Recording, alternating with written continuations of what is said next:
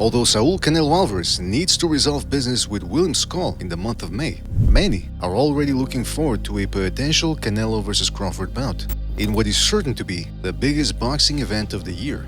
The fight would pit Crawford, at worst considered one of the top 3 pound-for-pound boxers in the world, against Saul Canelo Alvarez, still a pound-for-pounder, as well as the face of boxing.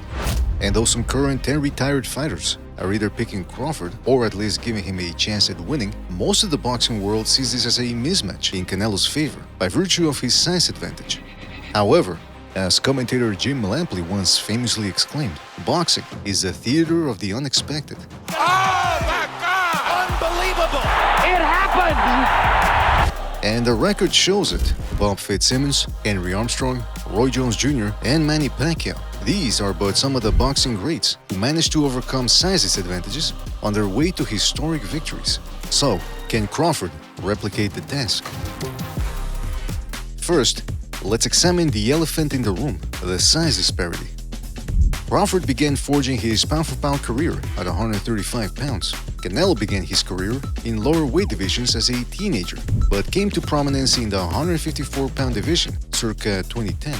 Since then, Canelo's made his home at 168 pounds, twice venturing to 175 pounds. As for Crawford, he spent the majority of the 2010s conquering the 135 and 140-pound division before finally resolving his business at 147 in 2023. By then, Canelo had already campaigned above 160 pounds for 2 years. Thus enters the notion that Canelo is naturally bigger than Crawford. But revisionists have intervened, asserting that the size disparity might be less pronounced than people think. Canelo stands at a reported 5 feet 8 inches tall. Equally, Crawford is allegedly 5 feet 8 inches tall. However, Crawford possesses unusually long arms for a man of his dimensions, holding a 74-inch reach. Canelo, meanwhile, has a 70.5-inch reach. Moreover, as back as late 2017, when Crawford was about to join the 147-pound ranks, a now unavailable Instagram post showed Crawford weighing 177 pounds. And in the past year, Crawford has claimed to walk around at 186 pounds. It's possible that Crawford may have manufactured the figures in an attempt to bolster his chances with the public, thus improving the fight's marketability. But even if Crawford's walk-around weight is false, he nevertheless possesses a reach advantage against Canelo, with the height being nearly identical. So in theory, all Crawford would have to do is add enough weight to absorb Canelo's body blows. After all, Canelo is not a chest-to-chest brawler or a wrestler like Tyson Fury, who uses his bulk to lean on smaller foes. Therefore, weight might not be as much of a factor as people think. This brings us to the first point, the stylistic matchup. The popular opinion is that Canelo struggles against movers, and though that isn't exactly accurate, a mobile approach remains Crawford's best chance at success. Although Canelo has improved his pressure tactics since the days of 2013, he nevertheless retained a one-punch-at-a-time approach, which, although successful, is ripe for exploitation. As evidence against the light heavyweight champion, Dimitri Bivol, Canelo's single shots failed to inflict the same damage as they did at 168 pounds. So in theory, Crawford could potentially outwork Canelo. And let's be clear, Crawford doesn't need to dominate Canelo to win. He simply needs to do more than his opponent for the majority of the rounds.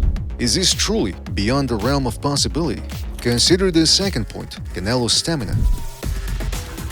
Even in his days at 154 pounds, Canelo, already overly muscular for a boxer, would often take long breaks during rounds in order to recharge his batteries. In fact, his punching power isn't a problem, it's his volume. Back in 2015, Canelo was rattling the middleweight champion, Miguel Cotto, around. But Canelo appeared to gas, displaying lethargy, thus allowing Cotto to reach the final bell. Yes, this is an improved Canelo by virtue of his pressure tactics, improved defense, and accuracy. But his stamina remains suspect. Watching him fight, one wonders whether he possesses the reserve energy necessary for a prolonged attack in the later rounds. It's unnecessary to rewatch the Bivol fight to reach this conclusion. Some could dismiss that bad performance, blaming it on Canelo fighting above his ideal weight class. But return to Canelo's last bout of 2024, where he met the undefeated Edgar Berlanga at 168 pounds. There, Canelo, for the fourth fight in a row, managed to deck his younger foe early in the bout, only for the challenger to reach the final bell. In the later rounds, Canelo actually clinched, and though he did so but 2 or 3 times, it was still bizarre to see him resorting to such a tactic during a fight in which he dominated. Also, he appeared to be flailing his single shots, and in his prior fight against the undefeated Jaime Munguia, Canelo customarily dropped his foe, only to go the distance. After the bout, Canelo claimed he'd taken it easy on his opponent. This could be hogwash, as, according to PunchStats, Canelo threw over 500 shots in that bout, more than his average output of about 400 shots. Does Canelo tire because he's pushing bigger men back? Is he putting all of his energy into those single shots, and thus exhausting his reserves? Now, consider that, although Crawford struggled mightily against Israel Madrimov in 2024, he nevertheless appeared fresher than his younger foe in the later rounds. Despite being 3 years older, at 37 years old, Crawford appears to possess superior stamina compared to Canelo. Running out of gas is the last thing the Mexican will want against Crawford. The Berlanga bout also brings up the third point, the jab. Throughout 12 rounds, Berlanga regularly connected with jabs, and though the punch wasn't enough to bank him rounds, he nevertheless managed to snap Canelo's head back, which is a difficult endeavor considering Canelo's defense and strong neck. The flip side is that Berlanga was a big super middleweight on Fight Night, allegedly weighing 193 pounds. Compare that to junior middleweight champion Jermell Charlo's 2023 performance against Canelo. There, Charlo used his feet and counterpunching skills in an attempt to run Canelo into a big shot. But Charlo's jab was combat ineffective, as he often failed to pierce Canelo's defense. Size and strength may have played factors in this. However, in 2015, the smaller Cotto did manage to regularly connect his jab against Canelo. Yes, this bout took place close to a decade ago, and Canelo has improved his defense and strength since. But is Crawford now a bigger puncher than Cotto ever was? Does Crawford, with his faster hands, possess more velocity on his shots than Jermell Charlo? Will Crawford's weightlifting bestow him superior firepower than that of Cotto and Charlo's?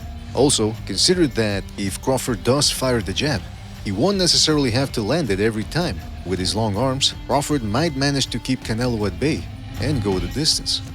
Flicking the jab might also set up Crawford's flashier offense and score enough to sway the judges. Speaking of flash, Crawford will have to avoid Canelo's own ordnance. This is the fourth point: attention to detail. Throughout his career, Crawford's main line of defense has been his foot movement, followed by his counter-punching, which dissuaded fighters from jumping on him. His hand placement remains a weakness, as he tends to drop his hands at inopportune moments. Even in his pièce de résistance against Errol Spence, a bout in which Crawford improved his guard, he nevertheless managed to egregiously drop his hands. Can he afford to eat such shots against Canelo? In 2024, Crawford fought Madrimov and once again got his head rattled repeatedly by his opponent. Before Crawford even begins to think about beating Canelo, he must think about keeping those hands up. By doing so, Crawford will leave his arms exposed to Canelo's sledgehammers, but a bruised arm is better than lying unconscious on the canvas. So, what do you think? Can Crawford maximize his abilities to earn a decision? Is he being overrated? Will he end up as one of the many great boxers who dare to climb too high? Or will he cement his status as an all-time great? Let us know what you think in the comment section below. Don't forget to join our free Patreon page, like, subscribe, and we will see you on the next one. Take it easy, folks. Thanks for watching.